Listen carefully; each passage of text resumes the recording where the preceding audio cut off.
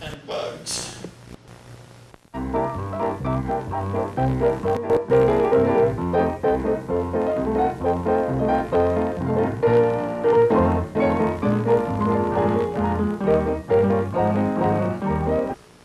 First, I'd like to show you how to do a dragonfly.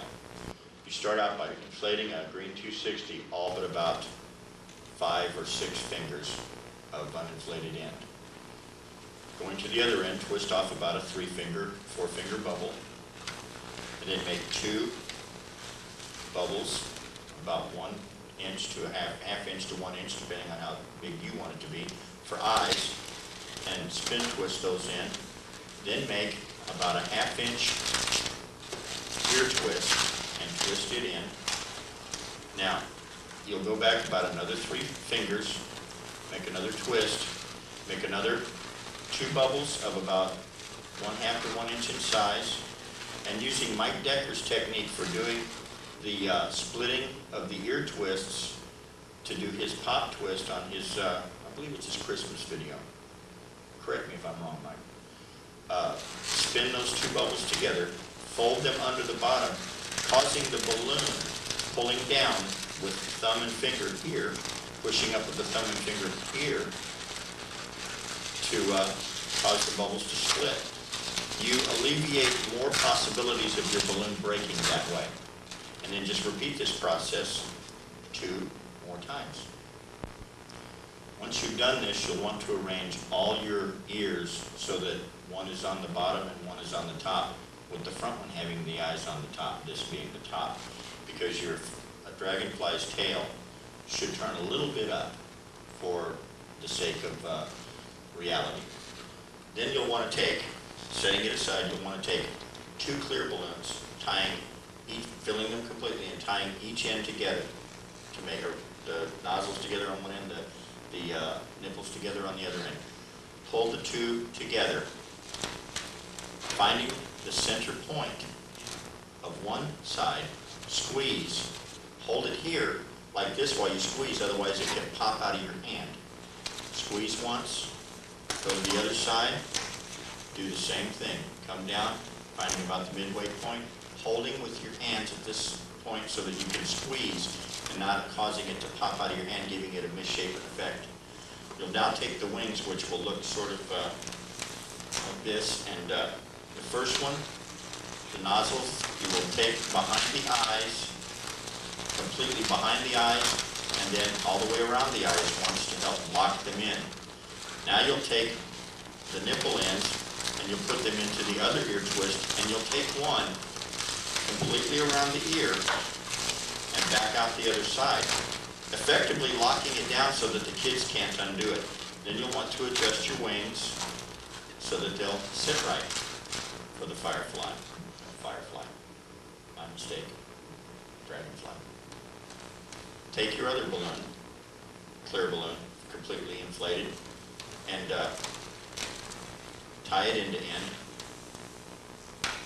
Take it to about the halfway point, splitting it effectively in half. Take and where you split it in half, go to one end, squeeze the end,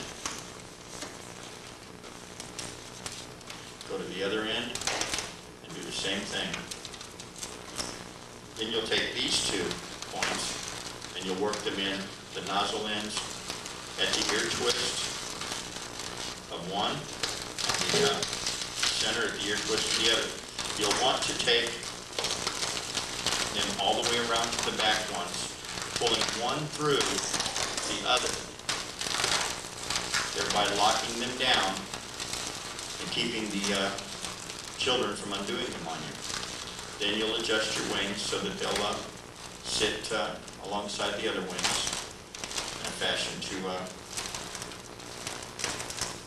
give it the effect of a firefly. At some points you may need to adjust your wings a little bit. It's all right. You work with your balloon. Setting that aside, you'll take a blue balloon for the antennae. Yeah, you could use light blue if you wanted to, but since they're more of an iridescent green and blue, I thought I'd use dark blue. Put air in, causing it to be firm but not inflated, and tying a knot in the nozzle end. Taking a pair of scissors, trim your nozzle off. Also do the same with 3 black balloons, because you'll want to do these as legs in a moment. Taking your blue, put it end to end, holding it, find about the center place in the balloon, because you're going to pull this in as antennae around the eyes.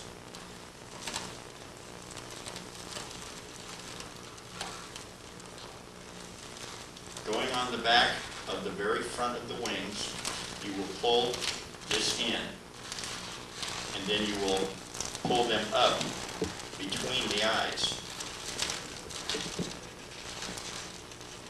to give the appearance of antenna. You'll do the very same thing with the black balloons, only going in the other direction as legs.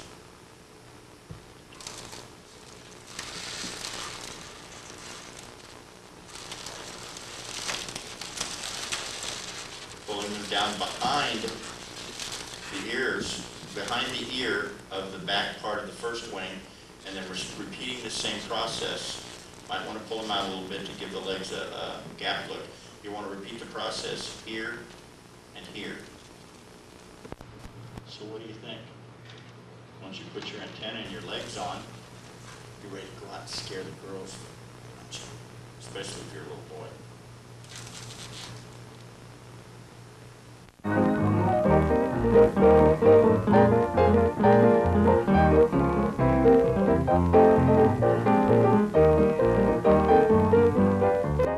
We've done a bug, now let's do a beast.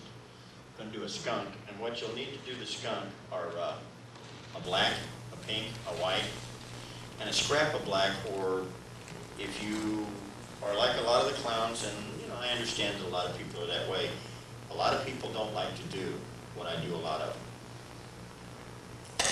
Pop up a small bubble.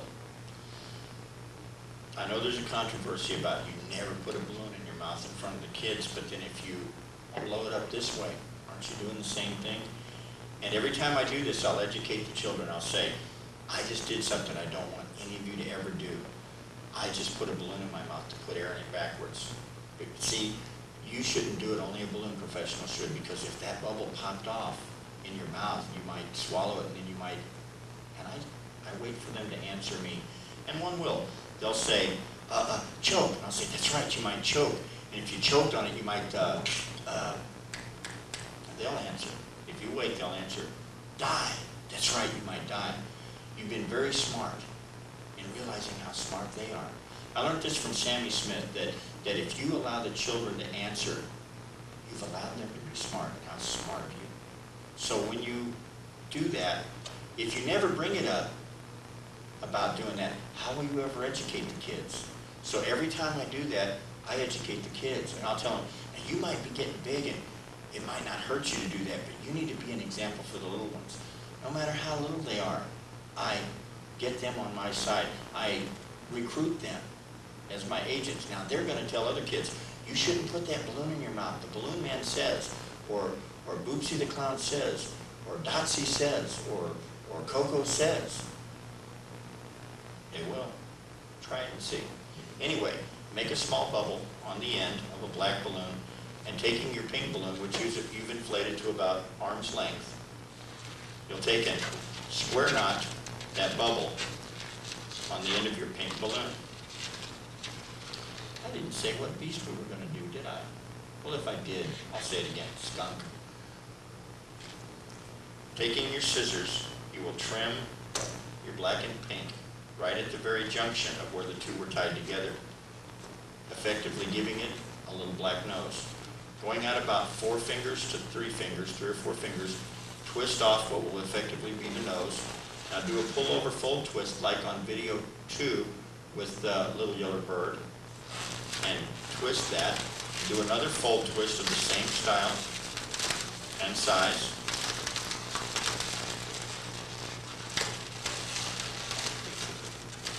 Thus making the cheeks. And then a very small fold twist for the chin. Always roll your balloons through a couple of times to lock them down. Now, if you're as frugal as I am, you'll take the rest of that black balloon and you'll tie a knot in the end that you clipped off, and then you'll inflate the other end and use it. I'm cheap. My friends say I'm cheap. Well, I like frugal. It's nice from the John. Taking a black balloon that you've inflated all but about 5 to 6 fingers, you'll take that black balloon by the nozzle and you will pull the knot in while you'll hold the balloon against the whole configuration that you've done of the cheeks and the nose and the chin, and you'll pull that knot in, wrap it around a couple of times and pull it out to the back. Now spin the black and the pink balloon around each other so that you basically lock the pink balloon down by twisting it in. Now you can take the pop release technique that I've taught on previous videos, whereby you dig your thumbnails into your index fingers. And as you dig your thumbnails into your index fingers, just like silly putty. I know it sounds redundant for those of you who've got the other tapes, but those that don't, every tape needs to be autonomous. That means stand on its own 2 feet or on its own 2 reels. So you'll take your thumbs, pushing them into your index fingers, moving quickly, just as silly putty. It moves quickly, snaps, and it moves slowly, stretches. So will a balloon. Now you've got the cheeks